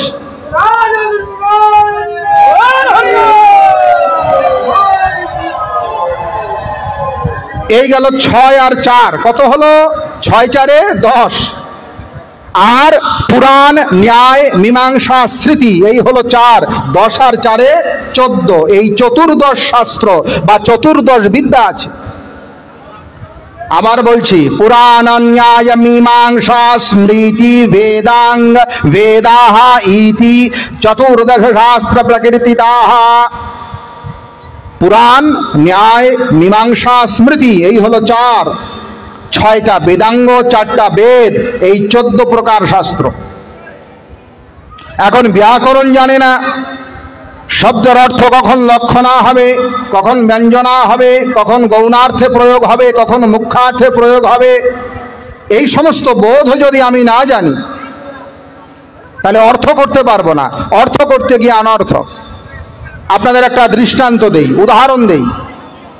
দেখেন, একটাই শব্দ দিয়ে শ্লোক হয়েছে। এইদিকে মন দেন ভালো করে। যে শ্লোক শোনাচ্ছি, এই শ্লোকে একটাই শব্দ বারবার এসেছে, কিন্তু যতবার এসেছে প্রত্যেকবার এই শব্দের অর্থ আলাদা আলাদা। কি কি? বলে খাচারাস্যা সোতাস্যা, সোতা খাচারা, খাচারি জননী পিতা নচ খাচারা, খাচারাস্যা সোতাস্যা হতঃ খাচারা, খাচারি পরিরোধতি হা খাচারা, হা খাচারা। আপনারা বলবেন যে কি খচর খচর খচর খচর, এইটা কি বললেন? হ্যাঁ, পণ্ডিত যারা আছে তারা বুঝতে পারবে। আপনাদের বোঝানোর জন্য বলছি। একটা শব্দ বারবার আসছে, খ চ র, খ চ বৈষ্ণ র। খাচারাস্যা সোতাস্যা, সোতা খাচারা, খাচারি জননী পিতা নচ খাচারা, খাচারাস্যা সোতাস্যা হতঃ খাচারা, খাচারি পরিরোধতি হা খাচারা, হা খাচারা। এখন যে ব্যক্তি শব্দার্থ জানে না, অভিধান পড়ে নাই, ও অর্থ করতে পারবে না। ও বলবে যে কি খচর খচর করে এগুলো। দেখো, খচর শব্দের অনেকগুলো অর্থ হয়। মন দিয়ে শুনুন। খচর শব্দের এক অর্থ হয় সূর্য, খচর শব্দের এক অর্থ হয় বায়ু বা পবন, খচর শব্দের এক অর্থ হয় আকাশচারী, পক্ষী আদি, খচর শব্দের এক অর্থ হয় রাক্ষস বা রাক্ষসী। কতগুলো অর্থ হলো দেখেন। আপনারা দেখবেন যে কোনো পূজা পালিতে যখন পুরোহিত বসে একটা মন্ত্র বলে, তার নাম সাক্ষ্য মন্ত্র। আমাদের অবস্থা কি জানেন? আমরা তো ওই যে যেমন সামনে দুর্গাপূজা আসবে, আমি আগামীকাল বলবো এগুলা দুর্গাপূজা নিয়ে, আমরা ঠিক শুনি না যে পুরোহিত কি বলল। শুধু পূজা নয়, যে কোনো বিবাহ হোক, শ্রাদ্ধ হোক, যে মন্ত্রগুলো তারা উচ্চারণ করে এগুলো শুনবেন এবং জিজ্ঞাসা করবেন পুরোহিতকে এটার অর্থ কি। ওখানে একটা সাক্ষ্য মন্ত্র বলে, সূর্যা সোমো যমঃ কাল সন্ধে ভূতানাঃ ক্ষবা পবন দিক্পতির ভূমি রাকাশং খচরামরা। দেখবেন তো, আমার কথা টেস্ট করবেন, এটা ওইটা বলবে ব্রাহ্মং শাসনম আস্থায় কল্পধ্বমিহ সন্নিধিম, ওইখানে খচর এসেছে। আচ্ছা, এখন মূল শ্লোকে যাই, তাহলে খচর শব্দের অনেকগুলো অর্থ হয়। এক অর্থ হয় পবন। তো প্রথম লাইনে বলছে খচরস্যা সোতাস্যা সুতঃ খচরা। এইখানে প্রথম যে খচর শব্দ প্রয়োগ করা হলো তার অর্থ হলো পবন। তাহলে খচরস্যা সুতস্যা মানে পবনের পুত্র, সুতঃ তার পুত্র মানে পবনের নাতি। এইবার মহাভারতে যান। এই মা, মহাভারতে পঞ্চ পাণ্ডবের নাম শুনেছেন? যুধিষ্ঠির, ভীম, নকুল, এগুলো নাম শোনেন নাই? অর্জুন, সহদেব ইত্যাদি। এই যে 5 ভাই পঞ্চ পাণ্ডব আমরা বলি, এদের প্রত্যেকের জন্ম কোনো না কোনো দেবতার আশীর্বাদে হয়েছে। কি বললাম? পঞ্চ পাণ্ডবের জন্ম কোনো না কোনো দেবতার আশীর্বাদে। পঞ্চ পাণ্ডব ছাড়াও আরো একজন ভাই ছিল, ওটা পরে আসতেছি। তাহলে এদের জন্ম কোনো না কোনো দেবতার আশীর্বাদে হয়েছে। তাহলে পবন দেবের আশীর্বাদে জন্ম হয়েছে 5 ভাইয়ের মধ্যে এক ভাই, তার নাম কি? ভীম। খচরস্যা সোতস্যা, তাহলে পবনের পুত্র হলো ভীম। সোতঃ খচরা, এই ভীমের একটা ছেলে ছিল, তার নাম ঘটোৎকচ। ভীম একজন রাক্ষসীকে বিয়ে করেছিলেন, তার নাম হিড়িম্বা। আর এই হিড়িম্বা রাক্ষসীর গর্ভে জন্ম নিল ভীমের পুত্র, তার নাম ঘটোৎকচ। তাহলে প্রথম লাইনের মানে হলো খচরস্যা সুতস্যা সুতঃ খচরা, পবনের পুত্র হলো ভীম, ভীমের পুত্র হলো ঘটোৎকচ। এইখানে ঘটোৎকচকে বলছে। আর খাচারি জানানি, দ্বিতীয় লাইনে বলছে খাচারি জানানি, এই ঘটোৎকচের মাকে বলে খচরি মানে রাক্ষসী। সেই রাক্ষসীর নাম কি এখন বললাম, কি নাম? হিড়িম্বা। তাহলে খচরি জননী, এখানে অর্থ পাল্টে গেল। প্রথম লাইনে খচর মানে পবন, তারপরে খচর মানে রাক্ষস ঘটোৎকচ, দ্বিতীয় লাইনে খচর মানে রাক্ষসী হয়ে গেল। খচরি জননী মানে হিড়িম্বা হচ্ছে ওই ঘটোৎকচের মা। পিতা নচ খচর, কিন্তু বাবা রাক্ষস নয়, মানে বাবা ভীম তো আর রাক্ষস নয়, তো পিতা নচ খচর। বাস। এইবার 3 নম্বর লাইনে বলছে খচরস্যা সোতস্যা হতঃ খচরা। এইখানে খচর শব্দের অর্থ হলো সূর্য। এইবার পঞ্চ পাণ্ডবেরও বড় একজন ভাই ছিল, তার নাম কি? কর্ণ। এ আগে জন্ম হয়েছে, একই মায়ের জন্ম তো, কিন্তু এই কর্ণের জন্ম হয়েছে কোন দেবতার বরে? সূর্য দেবতার বরে। তাহলে খচরস্যা সোতস্যা বলে এইখানে খচর মানে হলো সূর্য। খচরস্যা সোতস্যা, সূর্যের পুত্র কে? বলে কর্ণ। হতঃ খচরা, সেই কর্ণ মারলো কাকে? বলে খচর মানে রাক্ষস ঘটোৎকচকে। কতগুলো পেঁয়াজ দেখেন। কর্ণ মারলো কাকে? ভীমের পুত্র ঘটোৎকচকে। এও খচর মানে রাক্ষস। আবার এই যে সূর্যদেব, তিনিও খচর, তার ছেলে হলো কর্ণ। খচরস্যা সোতস্যা হতঃ খচরা, অর্থাৎ সূর্যের পুত্র কর্ণ মারলো কাকে? ভীমের পুত্র রাক্ষস ঘটোৎকচকে। আর খচরি রোদতি, মরা ছেলে দেখে এবার রাক্ষসী হিড়িম্বা কাঁদছে আর বলছে হা খচরা হা খচরা হা খচর, হে আমার পুত্র, হে আমার পুত্র, হে। বলার অর্থ কি দাঁড়ালো? একই শব্দ প্রসঙ্গ অনুসারে ভিন্ন ভিন্ন ভিন্ন ভিন্ন ভিন্ন অর্থ দেখাচ্ছে। কাজেই অর্থবোধ যদি আমি না জানি আর শাস্ত্রের ব্যাখ্যা করতে যাই, তাহলে ব্রহ্মহত্যার মতো হবে। আমি ভিডিও দিয়েছিলাম, তো কমেন্টে লোক বলছে ব্রহ্মহত্যা হয় কি করে, আপনি পাগল হয়ে গিয়েছেন, কিচ্ছু জানেন না শাস্ত্র। ব্রহ্ম কি হত্যা হয়? তো জানে না। ব্রহ্ম মানে ওখানে ব্রাহ্মণ বোঝাচ্ছে, ব্রহ্মহত্যা মানে ব্রাহ্মণকে হত্যা। এই কারণে বেদ শাস্ত্রার্থ তত্ত্বজ্ঞ যিনি পাঠক হবেন, বেদ শাস্ত্র জানতে হবে। দ্বিতীয়, বৈষ্ণবঃ ভগবানের ভক্ত হতে হবে। অনেক শাস্ত্র জানে কিন্তু ভিতরে ভক্তি নাই, তাহলেও তার মুখে পাঠ শোনা যাবে না। অনেক শাস্ত্র জানে কিন্তু ভক্তি যদি না থাকে হবে না। এই জন্য বৈষ্ণবাহা, তাকে ভগবত ভক্ত হতে হবে। ব্রাহ্মণোত্তমহা, উত্তম ব্রাহ্মণ হতে হবে। উত্তম ব্রাহ্মণকে না, ব্রাহ্মণীর ঔরসে, ব্রাহ্মণীর গর্ভে ব্রাহ্মণ ঔরসে জন্ম যে নিল সে ব্রাহ্মণ, কিন্তু জাতিমাত্র ব্রাহ্মণ। তপঃ যোনি শ্রুতঞ্চ ত্রয়ং ব্রাহ্মণ্য কারণম।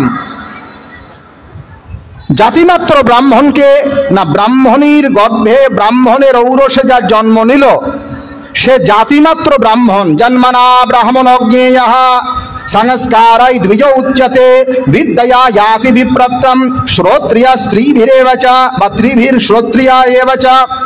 অত্রি সংহিতা 140 শ্লোক। বিশুদ্ধ ব্রাহ্মণ পুরুষ এবং ব্রাহ্মণী নারীর গর্ভে যা জন্ম হলো সে জন্মমাত্র ব্রাহ্মণ, জাতি ব্রাহ্মণ। এইবার যখন তার সংস্কার হবে তখন সে হবে দ্বিজ ব্রাহ্মণ। যখন তার সংস্কার হবে, এই জন্য সংস্কার নিতে হবে। ব্রাহ্মণ, ক্ষত্রিয় এবং বৈশ্য এই 3 বর্ণের ব্যক্তির উপনয়ন সংস্কার আছে পুরুষের। কি বললাম? ব্রাহ্মণ, ক্ষত্রিয় এবং বৈশ্য 3 বর্ণের ব্যক্তিরই উপনয়ন সংস্কারের বিধি আছে। ভগবান শ্রীকৃষ্ণ যিনি সাক্ষাৎ জগদীশ্বর, পরম পুরুষ, পুরুষোত্তম, তিনিও উপনয়ন নিয়েছিলেন, পৈতা নিয়েছিলেন। তার পৈতার গুরুর নাম হলো গর্গমুনি। এবং উপনয়ন নেওয়ার পরে তিনি পড়তে গিয়েছিলেন, তার শিক্ষাগুরু হলো সন্দীপনী মুনি, সাক্ষাৎ ভগবান, তারও পৈতা। আর আমরা ব্রাহ্মণের ঘরে জন্ম নিয়েছি, ক্ষত্রিয়ের ঘরে জন্ম নিয়েছি, ছেলেদের পৈতা দেই না, তাহলে কি করে হবে? বিয়ের সময় পুরোহিতকে বলছে ঠাকুরমশাই একটা দড়ি পাকায় দেন, হবে না, হবে না। ঠিক বয়সে উপনয়ন দেওয়া হবে। এখানে যারা ক্ষত্রিয় আছেন, ব্রাহ্মণ আছেন, ভালো করে শুনুন। গর্ভাষ্টমে বাদ্য কুর্বিদ ব্রাহ্মণস্যোপানয়নম গর্ভাদ একাদশে রাজ্ঞো গর্ভাত্তদ্বাদশম বিষে আশরুষাৎ ব্রাহ্মণস্য সাবিত্রী নাতি বর্ততে আত্মি দ্বাবিংশৎ ছত্রবন্ধার আচতুর্বিংশতে বিশঃ। গর্ভ হইতে গণনা করিয়া 8ম থেকে 16 এর মধ্যে ব্রাহ্মণের উপনয়ন হওয়া চাই। গর্ভ হইতে গণনা করিয়া 11 থেকে 22 তার মধ্যে ক্ষত্রিয়দের উপনয়ন হওয়া চাই। কত? 11 থেকে 22। বলে এটা যদি ক্রস করে, ওভার হয়ে যায়, তাহলে সাবিত্রী পতিতা ব্রাত্যা ভাবান্তি আর্য বিগারহিতাহা, সে পতিত হয়ে যায়, ব্রাত্য হয়ে যায়। তাকে দেখলে সূর্য দর্শন করে পবিত্র হতে হয়। কত বড় কথা, আমরা করি না। এই জন্য দৃষ্টান্ত কুশল ও ধীর, তার আগে বলছে ব্রাহ্মণোত্তমহা, খালি ব্রাহ্মণ হলে হবে না, সঠিক সময় তার উপনয়ন হওয়া চাই, আহার বিহার শুদ্ধ হওয়া চাই। হ্যাঁ, কার লক্ষণ বলছি? পাঠকের লক্ষণ। আহার বিহার শুদ্ধ হওয়া চাই, আচরণ শুদ্ধ হওয়া চাই, সন্ধ্যা বন্দনা করা চাই। এরকম যারা, তিনি পাঠক হতে পারেন। দৃষ্টান্ত কুশল ধীর বক্তা কার্যতি নিস্পৃহ। তাহলে কলির দোষ বর্ণনা করতে গিয়ে সেইখানে শৌনকাদিক ঋষিরা সুতমুনিকে বলছেন কলিতে 5টা দোষ। প্রায় অল্পায়ুষাহা, অল্প আয়ু, আয়ু কম। মন্দাহা, কলির মানুষ অলস, ভগবানের কাজে তাদের অলসতা বেশি। সুমন্দমাতায়, বুদ্ধি অত্যন্ত কম, দুষ্ট বুদ্ধি। আর মন্দ ভাগ্যা, সাধুসঙ্গ করে না, এটাও তাদের ভাগ্য কম। আর উপদ্রুতাহা, কলিতে বহু উপদ্রব, বহু উপদ্রব, নানা প্রকার আধি ব্যাধি, হ্যাঁ, জাগতিক বাধা। বুঝতে পারলেন? জাগতিক বাধাও আছে। আমরা যেখানে বসে একটু প্রশান্ত মনে শাস্ত্র চর্চা করব, সেটাও এখন হচ্ছে না, আমরা আতঙ্কে আছি, এটাও বাধা। তাহলে কলিযুগে এই দোষগুলো আমাদের মধ্যে আছে, একটার পর একটা, একটার পর একটা। প্রথমে বলছে অল্পেন আয়ুষা, যদি ধরে নেওয়া যায় কারো আয়ু বেশি হয়ে গেছে, অনেক আয়ু, কিন্তু আয়ু বেশি, ভগবানের চিন্তা করে না। মন্দাহা, আবার ভগবানের চিন্তাও করে, আয়ু আছে, কিন্তু সমান্দা মাতায়, বুদ্ধি কম, কি বলে গুরুজনরা ধরে রাখতে পারে না। এরকম আছে লোক, আছে না? বুদ্ধি কম, কোনো গুরুদেব কিছু আদেশ করলো, কোনো শাস্ত্রে কিছু আছে, মনেই থাকে না, বুদ্ধি কম। বলে না, বুদ্ধিও আছে, মানে আয়ুও আছে, আবার ভগবানের চিন্তা করার ধৈর্যও আছে, আবার বুদ্ধিও ভালো, কিন্তু মন্দভাগ্যা, সঠিক গুরুর সঙ্গ পায় না, সাধু সঙ্গ পায় না, মন্দভাগ্যা। বলে ওইটাও না হয় হলো, সাধু সঙ্গও পাইলো, তাহলে উপদ্রুতাহা, ম্লেচ্ছ জবনরা এত উৎপাত শুরু করে দেয় যে আমরা চাইলেও ইচ্ছা করে আমাদের ধর্মীয় কর্মকাণ্ড ঠিক মতো করতে পারি না। এই জন্য কলিতে এই সমস্ত দোষ আছে।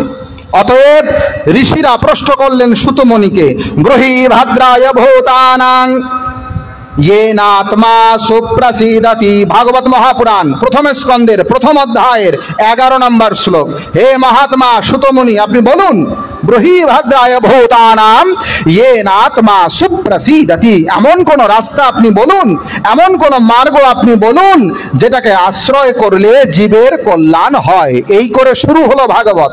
1 घंटा 3 मिनिट देखें केवल शुरूई करलाम, ताहले कि हबे आमार 2 दिन पाठ, एखोनो प्रथम स्कंद। अच्छा आमी संक्षेपे ताओ सार कथागुलो बोली। এই বলে শুরু হলো। এর উত্তর কোথায় পাবেন? মন দিয়ে শুনুন।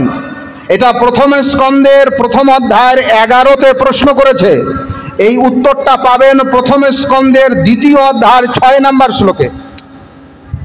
প্রশ্ন যে ভাষায় করেছে, উত্তরও সেই ভাষায়। প্রশ্ন কি করলো?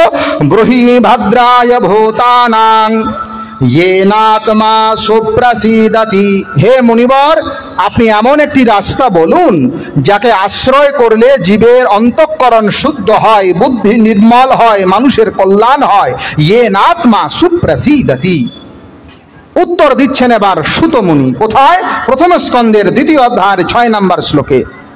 सबै पुंसां परो धर्मो यतो भक्तिरधोक्षजे आहैतुक अप्रतिहता ययात्मा सुप्रसीदति। देखें एक ही कथ्य। सबै पुंसां परो धर्मो यतो भक्तिरधोक्षजे आहैतुक अप्रतिहता ययात्मा सुप्रसीदति। शोनो, যদি কলিতে তোমার অন্তঃকরণকে পবিত্র করতে চাও, মনকে স্বচ্ছ নির্মল করতে চাও, বুদ্ধিকে কলুষতা শূন্য করতে চাও, তাহলে মার্গ কি? সবাই পুংসাং পারো ধর্মা, জীবের পরম ধর্ম একটাই। ইয়াত ভক্তির আধক সাজে, অধক্ষজ ভগবান পুরুষোত্তম যিনি, তার প্রতি ভক্তি রাখতে হবে। এই ভক্তি কেমন? তার 2টা বৈশিষ্ট্য। আহাইতুক্যা প্রতিহতা। প্রথম ভক্তির বৈশিষ্ট্য দিচ্ছে আহৈতুক। অহৈতুক মানে শ্রীধর স্বামী টিকা করছেন ফলাভিসন্ধি রহিত, ফল চায় না। আমাদের ভক্তি কেমন? আমরা ফল চাই। কালীর কাছে গেলেই বলবেন, মা আমার এই দরকার, এই করে দাও, পরের বছর পাঠা দেব। শ্রীকৃষ্ণের কাছে যাবেন, রাধা গোবিন্দ ওই কথাই, এই চাই, এই করলে পরের বছর অষ্টপ্রহর দেব। যে যাকেই আমরা ভক্তি করি, আমাদের ভক্তি কিন্তু আকাঙ্ক্ষা যুক্ত, ফল যুক্ত, ফল বাসনা মুক্ত নয়। মানে হইতুকি ভক্তি, অহৈতুকি ভক্তি নয় আমাদের। এটা চলবে না। যে ভক্তিতে হেতু থাকে সেই ভক্তি কিন্তু উৎকৃষ্ট নয়, পর নয়। আহৈতুক উৎকৃষ্ট ভক্তি সেটাই যে ভক্তির মধ্যে কোনো দেওয়া নেওয়া নেই, কোনো লেনদেন নাই।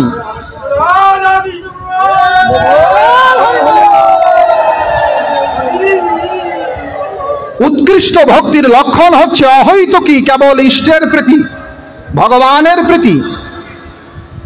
ভগবান যাতে খুশি হয়, আমার প্রভু যাতে খুশি হয়, আমার ইষ্ট যাতে খুশি হয়, আমি তাই করব, এটার নাম অহৈতুকী ভক্তি। গরুড় পুরাণে এই ভক্তি শব্দের ব্যাখ্যা করছেন, ভজা ইত্যস্য বৈধাতো সেবায়ম পরিকীর্তিতঃ তস্মাৎ সেবা বুধৈঃ প্রোক্তো ভক্তি সাধন ভূয়সী। বলে ভক্তি কাকে বলে? কেবল ঘন্টা বাজিয়ে আরতি করার নাম ভক্তি নয়। কেবল মাটিতে গড়াগড়ি দিলেই ভক্তি হয় না। তাহলে ভজ ইত্যস্য বৈ ধাতুঃ সেবায়ং পরিকীর্তিতঃ, ভক্তি শব্দের উৎপত্তি হয়েছে ভজ ধাতু থেকে, ভজ। আর ভজ ধাতুর অর্থ হলো সেবা। তস্মাৎ সেবা বুধৈঃ প্রোক্ত ভক্তি সাধন ভূয়সী। এমন সেবা করতে হবে যেমন সেবা মা করে। কি বললাম? যেমন সেবা মা করে। বাচ্চার বয়স যখন 1 মাস, বাচ্চার বয়স যখন 10 দিন, বাচ্চার বয়স যখন 1 দিন, তখন মা বাচ্চার সেবা করে, করে না? করে কি করে না? ওই সময় যখন মা সেবা করে তখন কোনো কামনা নিয়ে সেবা করে না, যে আমার এই 1 দিনের বাচ্চাটা 1 কোটি টাকা কামাই করে সেখান থেকে 50,000 আমাকে দেবে। ওই চিন্তা মায়ের মাথায় আসে? আসে? আসে? আসে না। আমার সন্তানটা যেন কষ্ট না পায় তখন সেই চিন্তা। আমার সন্তানটা যখন ঠিক সময় খাদ্য পায় ওই চিন্তা। আমার সন্তানটা যেমন প্রস্রাব করে যেন ভিজে কষ্ট না পায় সেই চিন্তা। যেমন চিন্তা মা তার শিশুপুত্রের প্রতি করে, তার সেবা করে থাকে, ওই রকম চিন্তা নিয়ে কোনো ভক্ত যদি চিন্তামণি ভগবান গোবিন্দের সেবা করে, তো ভগবান গোবিন্দ বলছে আমি তার দাসানুদাস হয়ে যাই।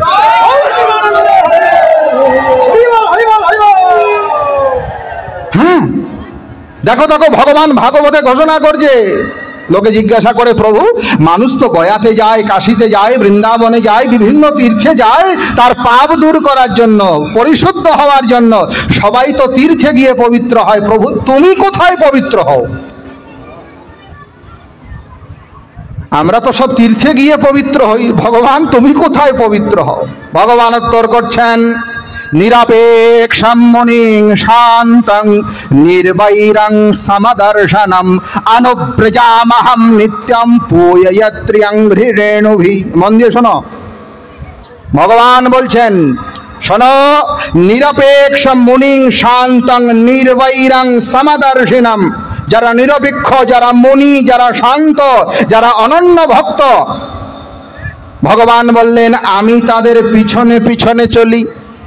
অনুব্রজাম, কেন চলি? তাদের রক্ষা করার জন্য নয়। ভগবান বলছে যারা নিরপেক্ষ, যারা মুনি, যারা শান্ত, এমনতর ভক্ত, এমনতর যোগী পুরুষ, এমনতর মহাত্মা মহাপুরুষের পিছন পিছন আমি ভগবান ঘুরি। কেন? বলে পূয়য়ন্তি রেণুভিহি, আমার ওই ভক্ত হেঁটে যাবে, তার চরণের ধুলি উড়ে আমার মাথায় লাগবে, আর আমি ভগবান পবিত্র হয়ে যাব। আমি ভগবান পবিত্র হয়ে যাব। আমি এই জন্য আমার ভক্তের পেছন পেছন ঘুরি। ভগবান বলছেন আমি পবিত্র হই। তাহলে সেই রকম ভক্তি করা লাগে, আহাই তো কি, যেখানে কোনো লেনা দেনা নাই। আর অপ্রতিহতা, দ্বিতীয় লক্ষণ দিচ্ছেন অপ্রতিহতা। অপ্রতিহতা মানে নিরবচ্ছিন্ন।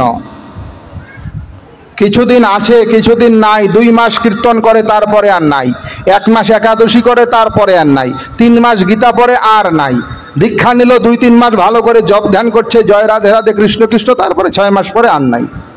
ওইগুলো চলবে না। অপ্রতিহতা, নিরবিচ্ছিন্ন। দেখেন এই যে ইলেকট্রিক চলছে, ফ্যান ঘুরছে, এটা চলছে কেন? অপ্রতিহতা, নিরবিচ্ছিন্ন। এখানে বিদ্যুৎ প্রবাহ চলছে, এই জন্য ওই মাইকটা কথা বলে, এই জন্য লাইটটা আলো দিচ্ছে, ওই ফ্যানটা বাতাস দিচ্ছে। কেন? কারণ নিরবিচ্ছিন্ন সেখানে বিদ্যুতের প্রবাহ আছে। যদি 1 সেকেন্ডের জন্য এই প্রবাহ থেমে যায়, ফ্যানটা বন্ধ হয়ে যাবে, লাইটটা আলো দেওয়া বন্ধ করে দেবে, মাইকটাও কথা বলা বন্ধ করে। ভগবানের সঙ্গে আমাদের ভক্তি ওই রকম নিরবিচ্ছিন্ন। 1 সেকেন্ড যদি এই ভক্তি বিচ্ছিন্ন হয়ে যায়, তাহলে আপনার ভেতরে ওই বাঘ ঢুকে যাবে, কাম ঢুকে যাবে, ক্রোধ ঢুকে যাবে, লোভ ঢুকে যাবে, মোহ ঢুকে যাবে, হিংসা ঢুকবে, ঈর্ষা ঢুকবে, পরনিন্দা, পরচর্চা, যত অবগুণ আছে এইগুলো ঢুকে যাবে।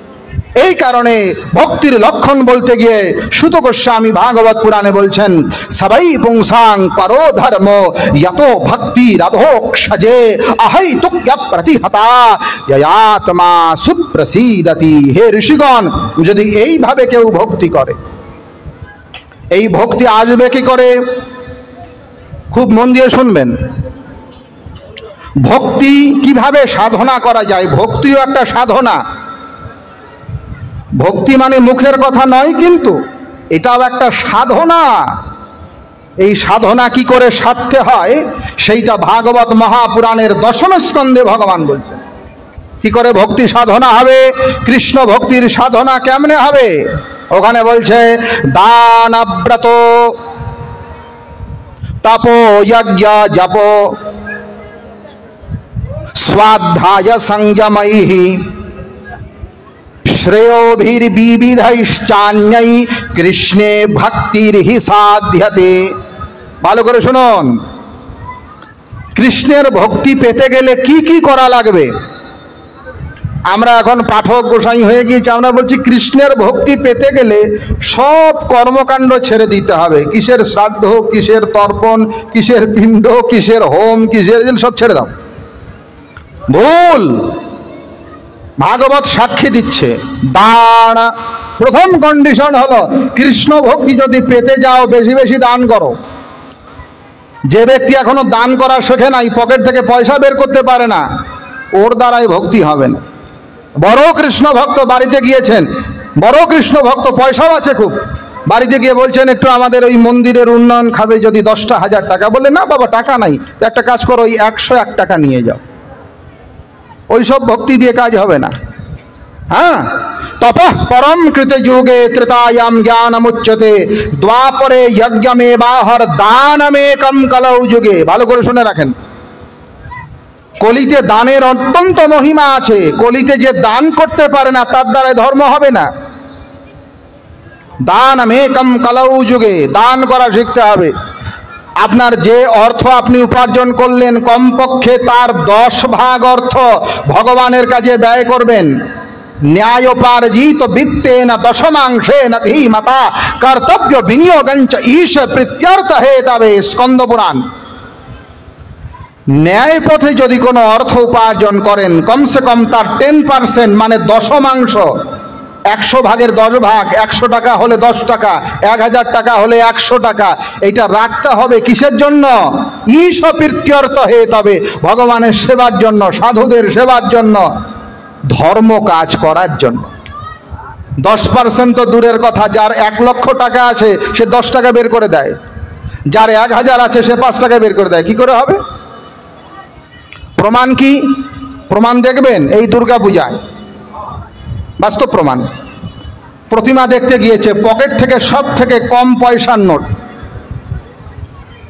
2 টাকা 2 টাকা পাওয়া যায় কিনা, 2 টাকা পাওয়া গেলে 2 টাকা, যদি 2 টাকা না পাওয়া যায় তাহলে পয়সা আবার সুন্দর করে ভাঙতি করা আছে 4 আনা। এখন তো 4 আনা পাওয়া যায় না, কারণ আমার মন্দিরে কিন্তু আমি গত বছর 4 আনা পেয়েছি। হ্যাঁ, সৌভাগ্য আমার। এবার দিবে আবার কি করে সেটাও একটা লক্ষণ আছে, কিন্তু দিবে এমন ভাবে যাতে থালার মধ্যে পড়ে টং করে একটা শব্দ হয়, মানে আমি শোনালাম, দেখালাম যে আমি পয়সা দিছি, ও পয়সা দিচ্ছে না ফকিরকে ভিক্ষে দিচ্ছে। আরে দান করবে শ্রদ্ধায় করো, শ্রদ্ধায় আহুতম আর শ্রদ্ধায় নাহুতম। শাস্ত্র বলছে দান করতে গেলে একটা পয়সাও যদি তোমার সামর্থ্য থাকে তুমি দেবে, কিন্তু শ্রদ্ধা নিয়ে দাও, শ্রদ্ধা নিয়ে দাও। আমরা দলে দলে গেলাম প্রতিমা দেখতে, এই দূর থেকে দিচ্ছে আর এইভাবে ঢিল দিচ্ছে। এই মা শোনো, অঞ্জলি দিতে গিয়ে আমাদের এমন অবস্থা হয়ে যায় যে আমরা মনে হয় দেবদেবতার গায়ে ঢিল ছুটছি। ওই ছোটবেলায় যেমন এইরকম ঢিল খেলতাম, জয়ন্তী মঙ্গলা কালী ভদ্রকালী কপালী দুর্গা শিবা ক্ষমা ধাত্রী স্বাহা স্বদা নমস্তুতে এষ চন্দন বিল্লপত্র পুষ্পাঞ্জলি হরিঙ্গং দুর্গা ওই নমঃ। এমন ঢিল দিলাম যে দুর্গার মুখে পড়লো না, গায়ে পড়লো না, কার মাথায় পড়লো, কার পায়ে পড়লো। এইগুলার নাম ভক্তি নয়। তাহলে দান করতে হবে শ্রদ্ধা নিয়ে। ভক্তির সাধনা কি? বলে দান। দ্বিতীয় কি? বলে ব্রত। দান ব্রত, ব্রত করতে হবে। তারপরে কি? বলে তপ হোমা, তপস্যা করতে হবে, হোম যজ্ঞ করতে হবে। যজ্ঞ বাদ দেওয়া যাবে না, ধ্যান বাদ দেওয়া যাবে না। হ্যাঁ, কলিতে নামের মহিমা আছে, এটা ঠিক, কিন্তু এর মানে এই নয় যে বাকিগুলা বাদ হয়ে গিয়েছে। কেন? ভাগবতটা শুরুই হয়েছে ধীমহি দিয়ে। সুতরাং ধ্যান আছে, তপ আছে, যজ্ঞ আছে, দান আছে, আর কি? বলে স্বাধ্যায়, নিজের অধিকার অনুসারে শাস্ত্র পড়তে হবে। সংযমাইহি, সংযমী থাকতে হবে। শ্রেয়োভির বিবিধৈশ্চান্যৈ, নানা প্রকার ধর্মের যে আদেশ আছে এই ধর্মের কাজগুলো করতে হবে। আর কৃষ্ণে ভক্তির হি সাধ্যাতে, এগুলোর মাধ্যমে কৃষ্ণ ভক্তি পাওয়া যায়, এইগুলোর মাধ্যমে কৃষ্ণ ভক্তির সাধনা হয়। কাজেই ভক্তি করতে গেলে কর্মকাণ্ড বাদ হয়ে যায় না, বরং কর্মকাণ্ডকে অনুশীলন করেই ভক্তি হয়। যার জন্য যে কর্ম দেওয়া আছে সেইটা করলেই হবে, বাইরে যাওয়ার দরকার নাই। আমাদের শাস্ত্রে প্রত্যেকটা ব্যক্তির জন্য কর্ম নির্ধারিত করা আছে। 4টা বর্ণ আছে, 4টা আশ্রম আছে, এই মিলে হলো বর্ণাশ্রম। ব্রাহ্মণ, ক্ষত্রিয়, বৈশ্য, শূদ্র, এই 4 বর্ণ। ব্রহ্মচর্য, গার্হস্থ্য, বানপ্রস্থ, সন্ন্যাস, এই 4 আশ্রম। যে ব্যক্তি যে বর্ণে আছে ওই বর্ণচিত কর্ম করো, যে ব্যক্তি যে আশ্রমে আছে সেই আশ্রমোচিত কর্ম করো, এর নাম বর্ণাশ্রম ধর্ম। এই বর্ণাশ্রম ধর্ম করলেই হরিতুষ্ট হয়ে যাবে। কেউ যদি ভাবে যে আমি সন্ধ্যা বন্দনা আচার টাচার সব বাদ দিয়ে খালি হরি হরি বলবো তাতেই হবে, কিচ্ছু দিনে কোনো দিনে হবে না, এটা আমি বলি নাই। বৃহৎ নারদীয় পুরাণ খোলেন, বলা আছে ইহা কর্মাণি পরিত্যাজ্য ভক্তি মাত্রেণ জীবতি না তস্যা তুষ্যতে বিষ্ণু আচারাৎ পূজ্যতে যতঃ। বৃহৎ নারদীয় পুরাণ, অধ্যায় সংখ্যা 14, শ্লোক সংখ্যা 209। কি বললো?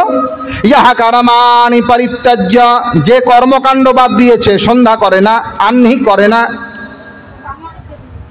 শ্রাদ্ধ তর্পণ করে না, দেবযজ্ঞ করে না, পিতৃযজ্ঞ করে না, পঞ্চমহাযজ্ঞের অনুশীলন করে না, আর বলে ভক্তি মাত্রে না জীবতি, বলে আমি ভক্ত, আমি ভক্ত, আমি ভক্ত, বলে না তস্য তুষ্যতে বিষ্ণুর আচারাৎ পূজ্যতে যতঃ। ওই ভক্তি দিয়ে ভগবান তার প্রতি তুষ্ট হন না। কেন? আচারাৎ পূজ্যতে যতঃ। ভগবান আচারবান ব্যক্তির কাছেই ধরা দেন।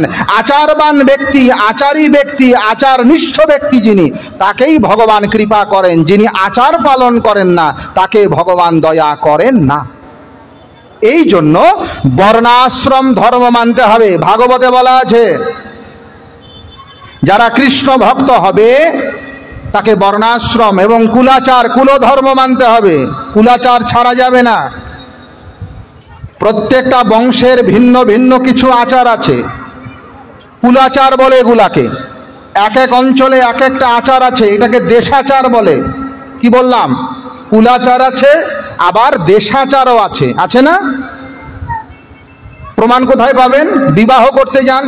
এখন আমাদের রংপুর বিভাগের লোক গিয়েছে সিলেটে বিয়ে করতে, তো বিয়ে করতে গেলেই দেখতে পারবেন ওইখানে বিয়েতে এমন কিছু নিয়ম আছে যেটা এইখানে নাই। হ্যাঁ, এগুলাকে বলে স্ত্রী আচার। কি বললাম?